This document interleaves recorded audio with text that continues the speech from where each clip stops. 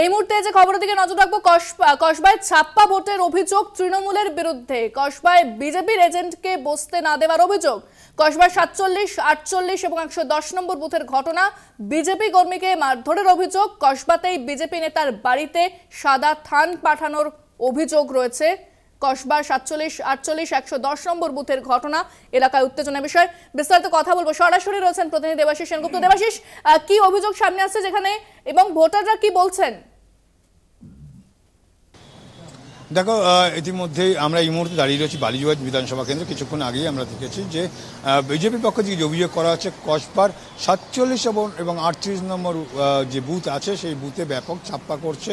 অভিযোগ হচ্ছে তৃণমূলের দিকেই, এবং এছাড়াও কসবার বেশ কিছু জায়গায় যেটা অভিযোগ করছে বিজেপির পক্ষ থেকে, এবং বিজেপির একজন নেতার বাড়িতে সেখানেও কিন্তু থান পাঠিয়ে দেওয়া হয়েছে, তাকে হুমকি দেওয়া হয়েছে নির্বাচনের পরে দেখে নেওয়া হবে, এবং বেশ কয়েকটি জায়গায় কিন্তু সেখানে বিজেপির পোলিং এজেন্টদের বার করে দেওয়া হয়েছে। ঠিক সে, এবং এই ছাপ্পা ভোটে হচ্ছে 47 এবং 38 নম্বর ভোটে কসবা যে বুথ রয়েছে কসবায়, অর্থাৎ কসবা বিধানসভা কেন্দ্রে 47 এবং 38 নম্বর বুথে আমরা যেখানে এই মুহূর্তে দাঁড়িয়ে রয়েছি সেটা হচ্ছে আইস স্কেটিং রিং, অর্থাৎ modern high school sports complex, যেখানে কিছুক্ষণ আগেই সায়রা হালিম কিন্তু অভিযোগ করেছিলেন যে তাদের 217 এবং 18 নম্বর পার্টে সেখানে কিন্তু বুথে সেখান থেকে তাদের এজেন্টকে বার করে দেওয়া হয়েছে, এবং এই অভিযোগ করেছে, এবং তিনি যেখানে নিজে এসেছিলেন।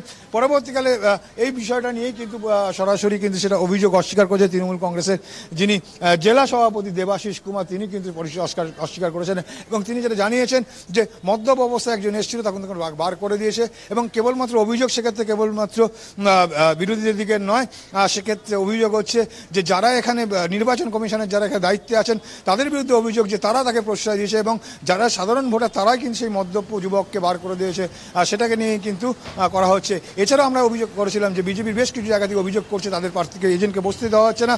দেবাশিস কুমার বলছে এরকম যদি লিস্ট দেওয়া হয় তিনি বসিয়ে দেওয়া হবে, এবং কেন উঠে গেছে সেটা আপনারা ভালো করে দেখুন। অর্থাৎ সরাসরি প্রশ্ন ঘুরিয়ে তুলেছেন কিন্তু বিজেপির দিকে, অর্থাৎ তৃণমূল কংগ্রেসের জেলা সভাপতি দেবাশিস কুমার কিন্তু স্পষ্ট জানিয়ে দিয়েছেন যে এরকম কোনো ঘটনা কিন্তু ঘটেনি, যা ঘটনা বলা হচ্ছে তা কিন্তু ঘটনা এমনটাই জানিয়েছেন।